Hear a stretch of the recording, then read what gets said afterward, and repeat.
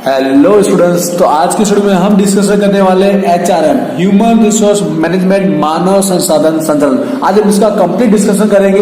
इसकी study start करने से पहले, एग्जाम की प्रिपरेशन करने से पहले आज का वीडियो प्लीज एंड तक जरूर देखिएगा, क्योंकि आज के वीडियो से मैं आपको कंप्लीट डिस्कशन करने वाला हूँ। सबसे मोस्ट पहले इसका पेपर पैटर्न कैसा रहेगा जो 50 मार्क के साथ होगा, उसके बाद इसके लिए हमको क्या स्ट्रेटेजी बनानी चाहिए इस बार की एग्जाम के लिए, कि भाई किस तरह की स्ट्रेटेजी बना के स्टडी करें जिससे कम टाइम के अंदर पूरा पेपर हम अटेम्प्ट कर पाए। मतलब कौन से 2 यूनिट करने चाहिए, या सबसे मोस्ट इंपोर्टेंट कि इस बार की एग्जाम के लिए कौन सा IMP क्वेश्चन हमको स्टडी करने चाहिए। तो सारों को लेकर मैं डिस्कशन करने वाला इस वीडियो के अंदर। आई होप इस वीडियो से आपको हेल्प होगी, तो प्लीज इस वीडियो को लाइक कीजिएगा, शेयर तो जरूर कीजिएगा, जिससे और स्टूडेंट्स तक ये हमारी हेल्प पहुंच सके। और चैनल को जिन स्टूडेंट्स ने सब्सक्राइब नहीं किया तो प्लीज चैनल को सब्सक्राइब जरूर कीजिएगा। तो चलिए अब स्टार्ट करते हैं। सबसे पहले हम पेपर पैटर्न देख लेते हैं। इसकी फटाफट रफली पेपर पैटर्न ऊपर से हम देख लेंगे। वैसे ऑलमोस्ट आप लोग को पता चल गया होगा, इसका एक वीडियो मैंने ऑलरेडी बना के रखा हुआ है, पर HRM को लेकर स्पेशली मैं बताने वाला हूं आप लोग को।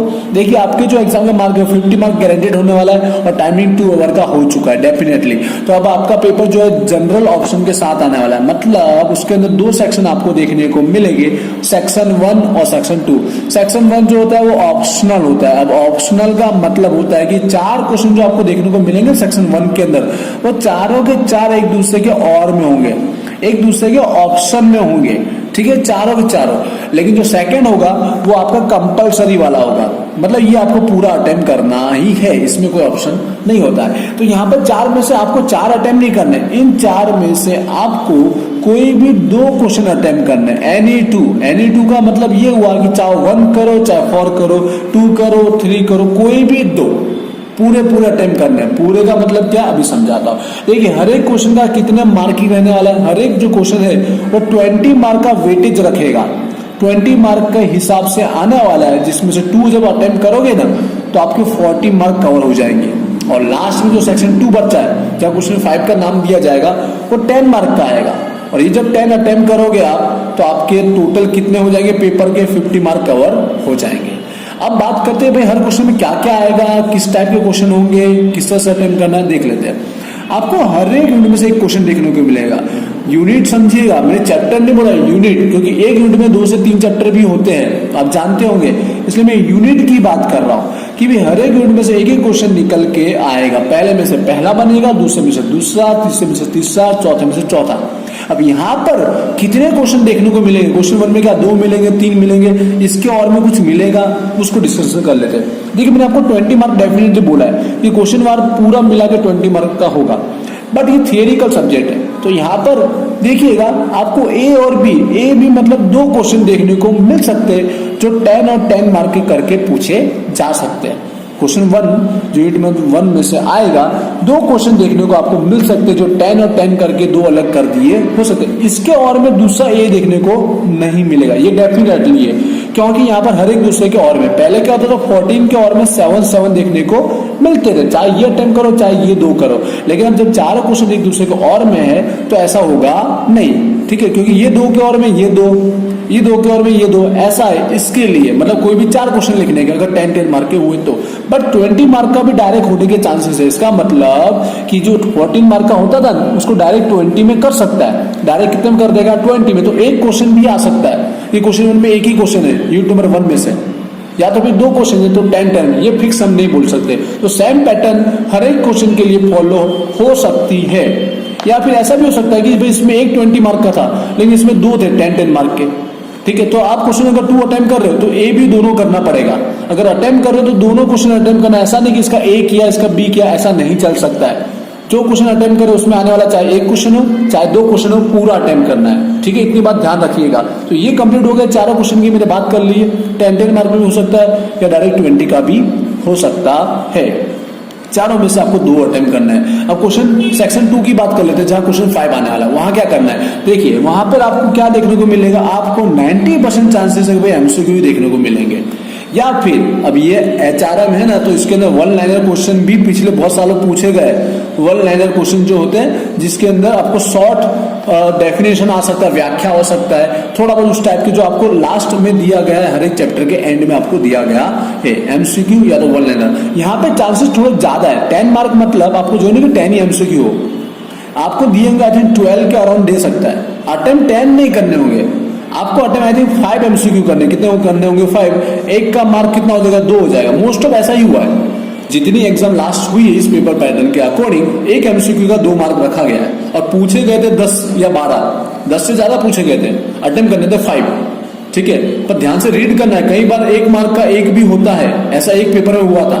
तो दोनों चीज ध्यान रखनी है, पढ़ना जरूर पड़े स्टार्टिंग में। 2 मार्क का 1 है या 1 मार्क का 1 है, 1 मार्क का 1 है तो आपको 10 अटेम्प्ट करने हैं, 2 मार्क का है तो कोई भी 5 अटेम्प्ट करना है। और 5 वही अटेम्प्ट कीजिए जो आपको आते हैं, नंबर का कोई मतलब नहीं है, स्टार्टिंग में 5 वो लिखने के जो आपको आते हैं, राइट करेक्ट आते हैं वो लिखना है। तो आई होप इतना भी समझ में आ चुका होगा ये पूरा पेपर पैटर्न, आई होप आप अच्छे से समझ गए होंगे। क्वेरी रहती है फिर भी इसको लेकर कमेंट करना, मैं आंसर देने की कोशिश करूंगा। अब हम लोग आते हैं आईएमपी क्वेश्चन की और उसके बाद मैं स्ट्रेटेजी बताऊंगा कि भाई कौन से 2 यूनिट आपको करने चाहिए, वो उसको लेकर मैं बात करूंगा। देखिए बुक मेरे पास इंग्लिश मीडियम की है, लेकिन गुजराती मीडियम वाले भी अपनी बुक निकालेंगे तो इंडेक्स आपको सेम मिलेगा। इंडेक्स में आई थिंक कोई चेंजेस होने वाला नहीं है, नंबर में भी आई थिंक चेंजेस नहीं है, पर गुजराती में भी मैं बोल दूंगा वैसे क्वेश्चन जो मैं टिक कराने वाला हूँ। तो देखिए सबसे पहले एचआरएम के अंदर एक लौता एक ऐसा ही सब्जेक्ट है जिसके अंदर बहुत ज्यादा क्वेश्चन है। एक यूनिट के अंदर 2 चैप्टर है, कहीं पर 3 चैप्टर है, कहीं तो 3 छोड़ो 5 चैप्टर है। तो ये एक ऐसा सब्जेक्ट है जिसमें इतने सारे चैप्टर है, इतने सारे क्वेश्चन, आई थिंक इसके अंदर मैं बोलूँ तो 70 के आसपास क्वेश्चन है। कितने हैं? 70 के आसपास क्वेश्चन है। अब जब इस बार की एग्जाम ऐसी हो रही है जहां पर 2 4 क्वेश्चन ही लिखना है, तो 70 में से कौन से 4 आएंगे वो बताना बहुत मुश्किल है, ठीक है। 4 करने होती तो बात अलग है कि हमको 4 लिखने, मतलब 2 करके भी हमको 8 क्वेश्चन लिखने हैं तो समझ में भी आता है। लेकिन जब आपको 2 4 क्वेश्चन लिखने हैं तो 70 में से कौन से होंगे वो एमपी बताना थोड़ा ज्यादा मुश्किल हो जाता है। तो मैं जिस तरीके से आपको समझा रहा हूँ, स्ट्रेटेजी बनाने की बात कर रहा हूँ, वैसे स्टडी कीजिएगा। आप कोई 2 यूनिट अगर कर रहे हो तो पूरा कीजिए, पूरे मतलब 50 से ज्यादा % वो प्रिपरेशन कर लीजिए उसके अंदर। जैसे मैं अभी एमपी बताने भी वाला हूँ उसके अंदर, जैसे मैं चाहूंगा कि आप पहला रीड करें ही, पहला रीड आपको करना ही चाहिए। इसमें 2 चैप्टर इसके लिए नहीं, बल्कि इसके अंदर क्वेश्चन हमेशा रिपीटेड हुए हैं, हर बार एग्जाम में मोस्ट ऑफ सेम टाइप के क्वेश्चन आए हुए हैं जो भी आपको टिक करने के बता रहा हूं मैं। देखिए फर्स्ट यूनिट में 2 चैप्टर है, 2 के अंदर पहले के अंदर जो हमेशा मोस्ट ऑफ रिपीट हुए वो स्टार्टिंग के जो आपको 3 दिख रहे हैं, 3rd 4 5, अब तीनों टिक साथ में क्यों कर रहा? क्योंकि भाई 20 मार्क में जो है ना, अब ऐसा आ सकता है क्योंकि 14 में ऑलरेडी आता था, तो 14 को अगर 20 करना है तो 2 क्वेश्चन को कंबाइन कर लिया जाएगा। जैसे कि एचआरएम के ऑब्जेक्टिव और फंक्शन साथ में पूछे जा सकते हैं, मतलब हेतुओं और कार्य, इसको बोलते हैं कार्य क्षेत्र, दोनों साथ में कंबाइन करके पूछे जा सकते हैं और ऐसा हुआ भी है 14 मार्क के लिए। और तीसरा मैंने इंपॉर्टेंस महत्व टिक करा है, तो तीनों क्वेश्चन अच्छे से देख लेना है, पॉइंट ही दिए गए, कुछ ज्यादा ऐसा है नहीं, इजीली आप पढ़ लोगे। और मैं बोलना चाहूंगा 50% से ज्यादा क्वेश्चन रीड करने के जब आप 2 यूनिट ही रीड कर रहे हो। तो सेकंड में क्या निकल गया था एमपी, प्लीज देखिएगा, मैं 3 यूनिट यहाँ पे टिक किए गए। सेकंड में जो निकल गया था प्लानिंग आयोजन के अंदर, इसके अंदर मैं बता दूं, एक तो आपको फैक्टर अफेक्टिंग वाला करना है, असरकारक परिबलों। दूसरा यहाँ पे जो ह्यूमन रिसोर्स प्लानिंग, जो आयोजन की प्रक्रिया है ना, स्टेजेस प्रक्रिया, ये पढ़ लेना है। ये 2 क्वेश्चन आपको इस यूनिट में से गारंटेड पढ़ना ही चाहिए। मैं आपको कम से कम बता रहा हूँ, जब आप 1 यूनिट रेडी कर रहे हो तो ये 3-4 क्वेश्चन पे डिपेंड नहीं रहने का, इसके अलावा 1-2 एक्स्ट्रा, इसके अलावा 1-2 गारंटेड पढ़ ही लेना चाहिए। क्योंकि जो 4 करने हैं तो 10 क्वेश्चन तो आप पढ़ ही सकते हो कि नहीं पढ़ सकते हो, 10 से 12 तो पढ़ लेना। मैं कम से कम बता रहा हूँ, इसमें से एक ना एक तो निकलने के चांसेस है, ये मैं एमपी बताने जा रहा हूँ, ठीक है। इतने पे डिपेंड मत रहिएगा, पर चांसेस इसके गारंटेड है। पहले ये पढ़ लेना है, उसके बाद एक्स्ट्रा जरूर पढ़िएगा। उसके बाद मैं सेकंड यूनिट नंबर 2 के अंदर बताने जा रहा हूँ, जिसमें आपको 3 चैप्टर देखने को मिलेंगे। ध्यान से देखिएगा प्लीज, कहीं पे स्किप नहीं करना। इस वीडियो को मैं चाहूंगा ज्यादा से ज्यादा लाइक किया जाए और शेयर भी जरूर करेंगे। देखिए रिक्वायरमेंट भर्ती, तो इसके अंदर जो क्वेश्चन निकल के आ रहा है मैं बताना जा रहा हूँ, प्लीज उसके अकॉर्डिंग स्टडी कीजिए। स्टार्टिंग में 2nd और 3rd जो सोर्स लिखा गया, सोर्स स्रोतों, जिसके अंदर एक्चुअली आप देखोगे प्रक्रिया दी गई है, प्रोसेस दी गई है, अंदर डीप में पढ़ना, प्रोसेस करके पूछा गया, प्रक्रिया, रिक्वायरमेंट नहीं प्रक्रिया, भर्ती नहीं प्रक्रिया। तो ये और एक और 3rd नंबर मॉडर्न वाला, मॉडर्न प्रक्रिया ऑफ सिलेक्शन, पसंदगी नहीं मॉडर्न आधुनिक लिखा होगा, ठीक है। ये 2 क्वेश्चन जरूर पढ़ लीजिएगा। उसके बाद एक जो टॉपिक आता है वो यहाँ पर नंबर 5, एडवांटेज या इंपॉर्टेंस बोल सकते हैं मॉडर्न सिलेक्शन प्रोसीडर के, आधुनिक पसंदगी का, उसके इंपॉर्टेंस, महत्व, फायदा।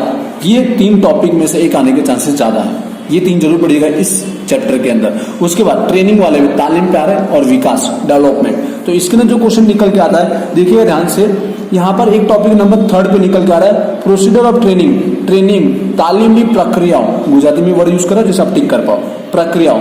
और इसके बाद अगर पढ़ना है तो डिफरेंस, दोनों के बीच का जो डिफरेंस है वो पढ़ लीजिएगा। अब ये दो से ही काम नहीं होता, ऐसे देखा जाए तो इससे ज्यादा पढ़ना ही चाहिए।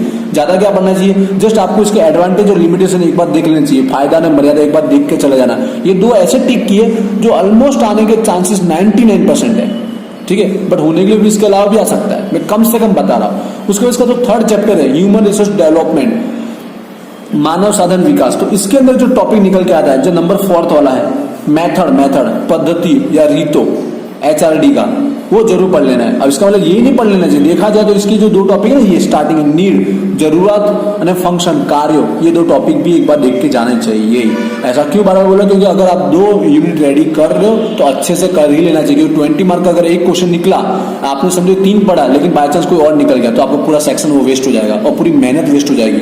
जब 2 यूनिट करना है तो अच्छे से करना है। तो आई होप दोनों का समझ आ चुका होगा। एक और मैं बताना चाह रहा हूँ, एक्चुअली मैं बोलना चाहिए 2 ही कर लेना चाहिए, ये 2 से ही आपका काम हो जाएगा जिसमें ज्यादातर क्वेश्चन रिपीट होते हैं। इसके अलावा मैं 3rd यूनिट का MP नहीं बता रहा हूँ, 3rd यूनिट थोड़ा लॉन्ग जरूर है, पर जिसको पढ़ना है तो 3rd यूनिट के अंदर एक क्वेश्चन बता देता हूँ, 3rd यूनिट के अंदर भी एक क्वेश्चन बता देता हूँ। यहाँ पर जो फर्स्ट वाला जो दिख रहा है 3rd का, फर्स्ट चैप्टर का फर्स्ट, ठीक है, ये वाला पढ़ लीजिएगा, एक बार देख लीजिएगा बस, जिसको पढ़ना हो वो। मैं लास्ट 4 यूनिट की बात कर रहा हूँ, 3 यूनिट में बता रहा हूँ, जिससे क्या आपको रिस्क ना रहे, इसका मैं बता नहीं रहा हूँ। इसके अंदर कौन सा क्वेश्चन पढ़ना चाहिए, यहाँ पर 3 दिए गए, फटाफट में डिस्कस कर लेता हूँ। उसके अंदर देखिए स्टार्टिंग के जो 3 क्वेश्चन वो पढ़ना है। मैं बार बार एक साथ 2-3 क्यों बोल रहा हूँ, क्योंकि भाई इन तीनों में से कोई एक आना तो 99% चांसेस होता ही है, 2 को कंबाइन करके पूछ ही जाता है, इसके लिए मैं बात कर रहा हूँ। तो स्टार्टिंग में जॉब डिजाइन को लेकर 3 टॉपिक स्टार्टिंग में पढ़ लेना ही है, कैसे भी करके, जब ये यूनिट रेडी कर रहे हो तो।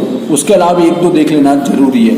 सेकंड वाले चैप्टर के अंदर, इसके अंदर अगर आप आओगे तो आपको एडवांटेज, फायदा पढ़ लेना है, और एक कंडीशन, शर्तों, वो पढ़ लेना है। इसके अलावा भी क्वेश्चन निकल के आता है इसके अंदर, जो ये यहाँ पर उसकी एक्टिविटी एंड प्रवृत्तियों, वो वाला टॉपिक निकल के आता है।